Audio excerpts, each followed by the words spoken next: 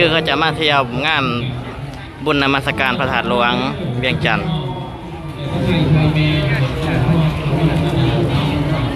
หมากไม้ไก่กองในบรรดาคนนะพี่น้องเนาะ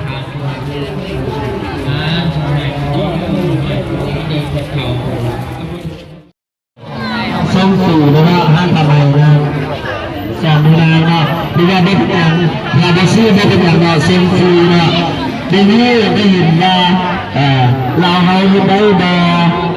เจ้ากันเซดังเซปีภายใน